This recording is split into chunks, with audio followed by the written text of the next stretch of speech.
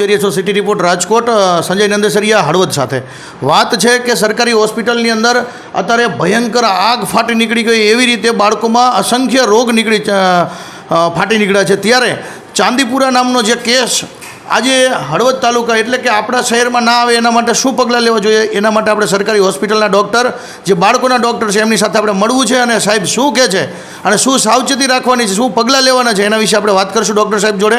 Thank you, આભાર મિત્રો। ચાંદીપુરા ના થાય એના માટે શું સાવચેતી રાખવી જોઈએ?